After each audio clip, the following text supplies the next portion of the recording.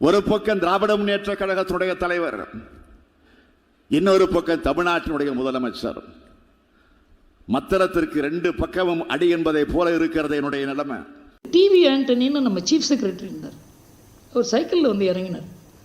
இவர் யாருன்னு கேட்டால் இவர் தான் டிவி ஆண்டனி, நம்ம சீஃப் செக்ரட்டரி, ரிட்டையர் ஆனவர், போன மாதம் ரிட்டையர் ஆனவர். சைக்கிளில் ராஜகோபால்னு ஒரு ஐஏஎஸ் ஆஃபீஸர், குஜராத்தில் இருந்தவர். நான் அவர் வீட்டுக்கு போகும்போது அவர் கீழே இந்த மேலே ஒரு வாளியில் தண்ணி எடுத்துன்னு போயிட்டு இருக்கார். அந்த காலத்தில் தண்ணி கஷ்டம். இப்படியெல்லாம் அதிகாரிகள் எந்த மாதிரி இருந்த சூழ்நிலையை எந்த மாதிரி நாம் மாற்றி இருக்கோம் பாருங்க. இதுதான் திராவிட மாடல் ஆட்சியினுடைய முதல். இது இப்போ இவர் சொன்னார்ல, திராவிட மாடல் ஆட்சிக்கு ஒரே ஒரு உதாரணம் கொடுக்குறேன், அதுக்கப்புறம் நீங்கள் அதை பற்றி தெரிஞ்சுக்கலாம். 2016 தேர்தல் பிரச்சாரத்தில் ஸ்டாலின் ஒரு அதிமுக அமைச்சரை பற்றி இப்படி பேசுகிறார். இந்த மாவட்டத்தில் இருந்தார் ஒரு அமைச்சர், அவரை பற்றி சொல்ல வேண்டிய அவசியமே இல்லை. ஏற்கனவே 15 முறை அமைச்சரவை மாற்றினப்போ இவரை மட்டும் மாற்றலை. அந்த அளவுக்கு முக்கியத்துவம் வாய்ந்த அமைச்சராக இருந்தார். ஜெயலலிதாவுக்கு நெருக்கமாக, அதைவிட சசிகலாவுக்கு நெருக்கமாக, அதைவிட இளவரசிக்கு மிக மிக நெருக்கமாக இருந்தவர் அவர்.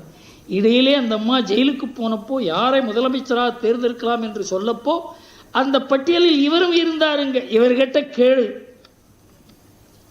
இவர் பேரு இருந்துச்சுங்க.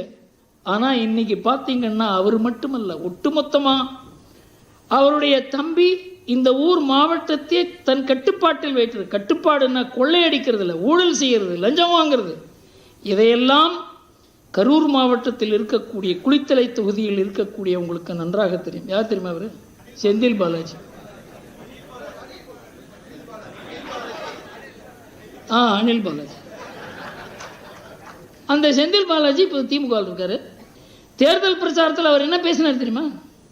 திமுக ஆட்சிக்கு வந்து முதல்வராக ஸ்டாலின் கையெழுத்து போட்ட அடுத்த நொடியே மாட்டு வண்டி உரிமையாளர்கள் ஆற்றுக்குள் இறங்கி மணலை அள்ளலாம், அதை யாரும் தடுக்க முடியாது. அப்படி தடுக்கும் அதிகாரிகள் இங்கே யாரும் பதவியில் இருக்க முடியாது.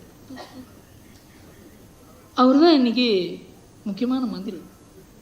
இதுவும் திராவிட மாடல் தானே. மணல் கொள்ளை, அதிமுகவின் மணல் கொள்ளை இன்றும் தொடர்கிறது. இது ரெண்டுக்கும் வித்தியாசம் இல்லை, நான் எப்பவும் சொல்லியிருக்கேன்.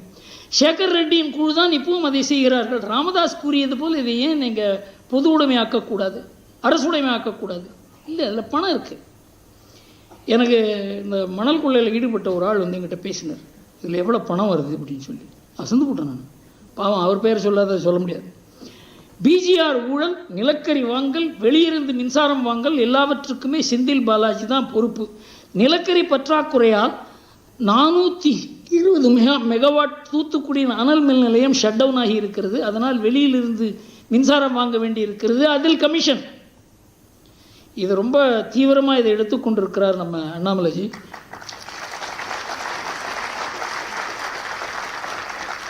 ஒப்புக்கொள்ளப்பட்ட ஊழல் இந்த பொங்கல் பரிசு, அதில் ஒன்றுமே இல்லாத மண்ணெல்லாம் போட்டு கொடுத்துருந்தாங்கன்னு கூட. அதை பற்றி விசாரணை வச்சு இந்த ஆஃபீஸர் 2 பேர் தூக்கிட்டாங்க.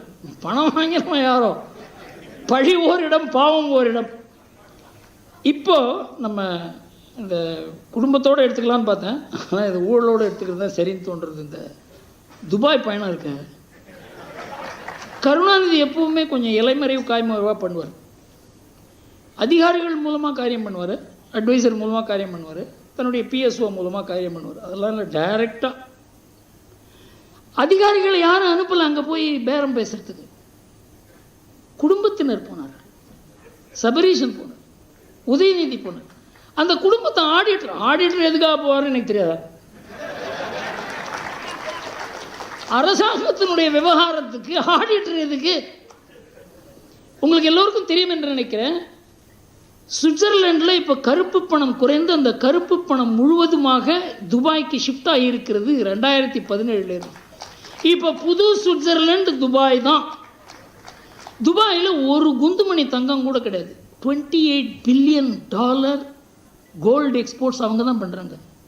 எங்கிருந்து கோல்டு வருகிறது என்று தெரியாது, தவறான பிளட் கோல்டு என்று கூறுகிறார்.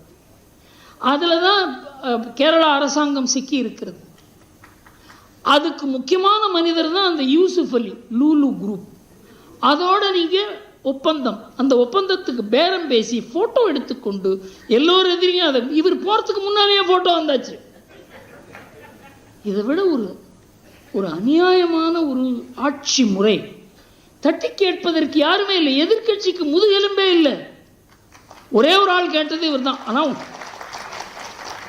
நீங்கள் பணத்தை கொண்டு போனீங்களான்னு கேட்டார், இல்லை கொண்டு வந்தீங்களான்னு கேட்டார். தொலைச்சிடும் 24 மணி நேரத்தில் நோட்டீஸ் கொடுத்தாங்க, கொடுங்க அப்படின்னு. நான் சிதம்பரத்துக்கு சொன்னேன், நீங்கள் மான நஷ்ட வழக்கு போடுங்க அப்படின்னு. போடலை. மான நஷ்ட வழக்கு போடுங்க அப்படின்னு போடலை. நான் அதுக்கு பதில் கொடுத்தேன், மானம் இருந்தால் தானே நஷ்டம், அதனால் போடலை அப்படின்னு. ஸோ இந்த மாதிரி ஒரு காட்டாட்சி நடந்து கொண்டிருக்கிறது. இதிலிருந்து தமிழ்நாடு, இது பல விஷயங்கள் இருக்கிறது, அதை நான் எழுதுகிறேன்.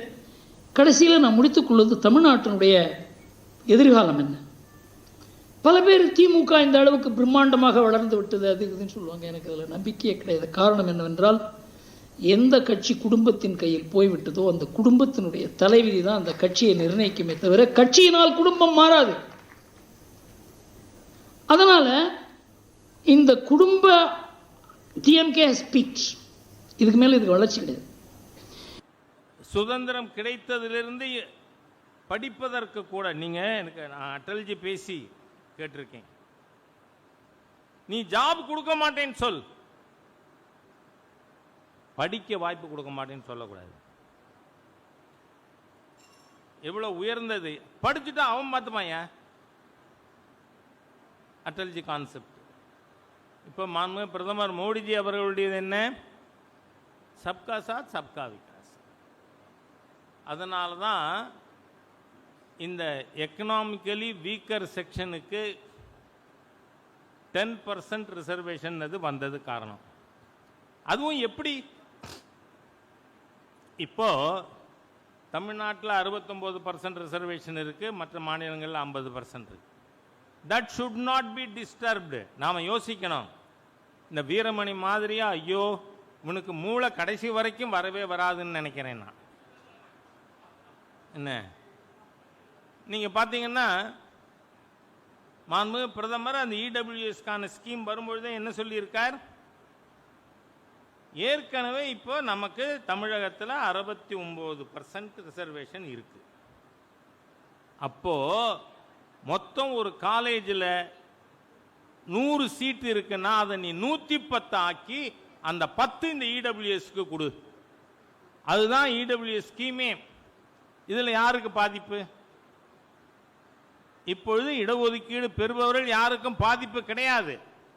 அதனால தான் பாரதிய ஜனதா கட்சியினுடைய தேர்தல் அறிக்கையில், ஏன்னா நான் 6 தேர்தலுக்கு தொடர்ந்து பாரதிய ஜனதா கட்சியின் தேர்தல் அறிக்கை குழு தலைவராக பணியாற்றி கொண்டிருக்கேன்.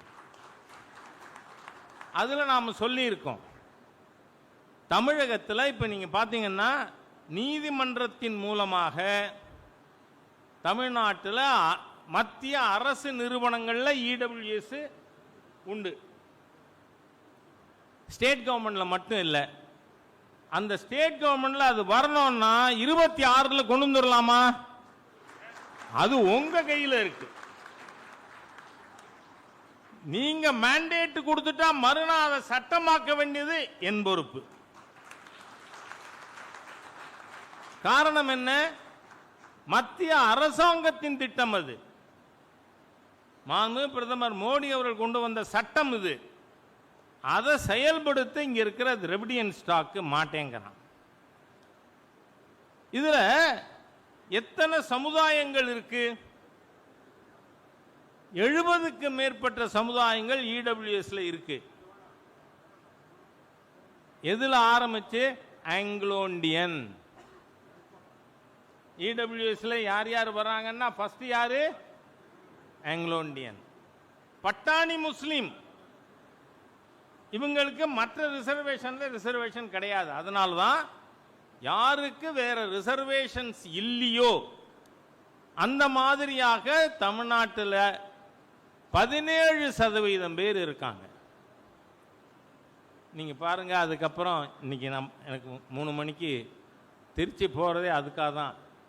சம கல்வி முதல் பேரணி திருச்சியில் அங்க பேச போகணுங்கிறதுக்காக தான் போறேன். நீங்க பாருங்க, நேஷனல் எஜுகேஷன் பாலிசியில் நீங்க இப்ப தமிழ்நாட்டில் இருக்கிற ஒரு பெரிய கொள்ளை கூட்டம் என்ன பார்த்தீங்கன்னா, டாஸ்மாகில் என்னோட கணிப்பு 2 லட்சம் கோடி இருக்கும்னு, ஆனால் இடி இப்போ சொல்லியிருக்கிறது 1000 கோடி. அது எதுக்காக இதெல்லாம் வருது? இப்போ நேஷனல் எஜுகேஷன் பாலிசியில் என்ன சொல்லியிருக்கோம்? ஃபர்ஸ்ட் லாங்குவேஜ் லோக்கல் லாங்குவேஜ், தாய்மொழி. ரெண்டாவது செகண்ட் லாங்குவேஜ் இங்கிலீஷ். தேர்டு 2019 வரை கஸ்தூரிரங்கன் தலைமையில் கமிட்டி அமைக்கிறது வரை நேஷனல் எஜுகேஷன் பாலிசி இருந்தது. திமுகவில் 10 பேர் சென்ட்ரல் மினிஸ்டரா இருக்கும் பொழுதும் அது இருந்தது. ஆனால் அது எப்படி இருந்தது? Local language English, Hindi or Sanskrit.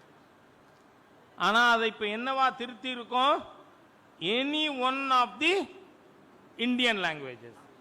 அப்போ நாம திணிக்கிறோமா? இவனுக்கு மண்டையில் வேற ஏதோ திணிக்கப்பட்டிருக்கு, அதனால பேசிட்டு இருக்காங்க. ஆகவே இன்னைக்கு நாம கொண்டு வந்திருக்கிறது any one of the Indian languages. சரி, இப்ப நம்ம நண்பர் வைகோ இருக்கார், துரை வைகோ இருக்கார். அவர் பேரை நான் தெலுங்கு படிக்கணும்னு நினைச்சா தப்பாயா? படிக்க வாங்குறோம் நம்ம. ஆனா ஸ்டாலின் சொல்றாரு துரை வைகோ பேரை தெலுங்கு படிக்க கூடாதுங்கிறார். பாத்துங்க, அப்ப இன்க்ளூசிவ் பாலிடிக்ஸ் யாரோடது, எக்ஸ்க்ளூசிவிட்டி யாரெல்லாம் அப்படின்னு தெரியுதா? சரி, தமிழ்நாட்டில் நம்ம கிருஷ்ணகிரி, தர்மபுரி அந்த ஏரியாவில் பூரா கன்னடம் பேசுறவங்க இருக்காங்க. ஏன் அவங்க குழந்தைகள் கன்னடம் பேசினா என்ன? பேசலாமே, கன்னடம் படிக்கலாமே, என்ன தப்பு? சரி, கோயம்புத்தூர், பொள்ளாச்சி, நாகர்கோவில் இந்த ஏரியா பூரா, தேனி, இங்க பூரா மலையாளம் படிக்கிறவங்க நிறைய பேர் இருக்காங்க. அவங்க குழந்தைகள் மலையாளம் படிக்கட்டுமே. அதனால நம்ம மாண்புமிகு பிரதமர் மோடி அவர்கள் நேஷனல் எஜுகேஷன் பாலிசியில் என்ன சொல்லியிருக்கோம்? Any one of the Indian languages. உடனே ஹிந்தி திணிக்க இருக்கு. எவ்வளோ பெரிய ஃப்ராட்ஸ் பாருங்க, இவன்லாம் ஃப்ராட்ஸ், சீட்ஸ்.